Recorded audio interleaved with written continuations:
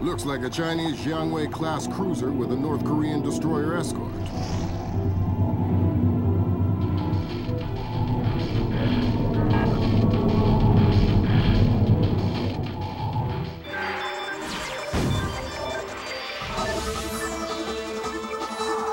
Events in the Yellow Sea took a turn for the worse today when North Korean and Chinese forces blockaded and boarded a Japanese cargo ship. The North Korean government released no official statement, and their ambassador remained out of contact. While at the UN, Chinese Ambassador Long Dan urged the U.S. and her longtime Japanese allies to remain calm, calling the blockades a legitimate response to what the rest of Asia views as a possible remilitarization of Japan. This blockade is an act of war. The NSC is working on a formal response, and they've ordered the USS Walsh to close at flank speed. The Walsh is the most advanced spy ship in history. My best man will be on board.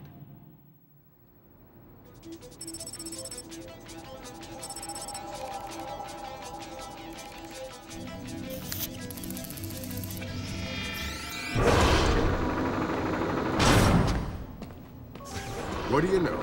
Chinese and North Korean ships working together again. It's what we expected. That's a 056 prototype, Chinese. Exactly. How are your sea legs? I haven't lost them. Good. Because the 056 prototype isn't the only new fish in the pond. Admiral Toshiro Otomo, head of Japan's newly formed Information Self-Defense Force, had this to say. This is another distressing attempt by China and North Korea to further depress our faltering economy.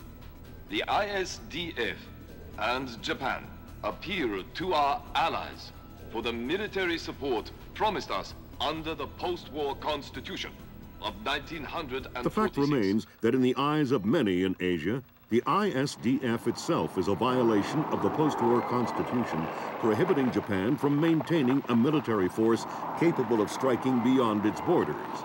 In Asia, the memories of Imperial Japan are still fresh.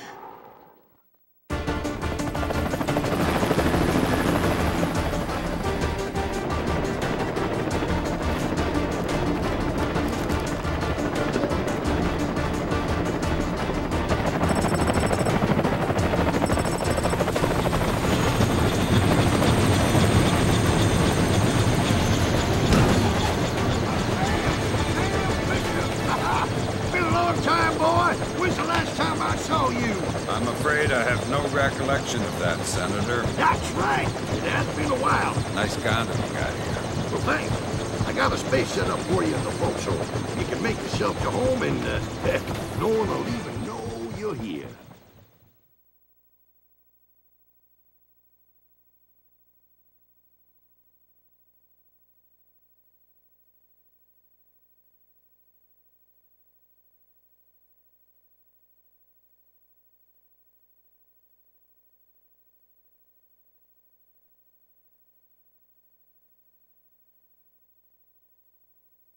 Fisher, an American engineer named Bruce Morgenholt, has been kidnapped by a Peruvian separatist group called the People's Voice. Their suspected leader, Hugo Lacerda, is a hardcore revolutionary preaching information warfare as the only realistic means to achieve revolution in modern society. We need you to get in there and recover or destroy any information Morgenholt may have been forced to divulge, and if possible, rescue him. As for Lacerda, he's just been bumped onto our target of opportunity list. So if you have a shot, take it. Hostage rescue isn't normally our bag, but Morgenholt was part of Project Watson, the UN committee that studied Philip Mass's handiwork after Georgia.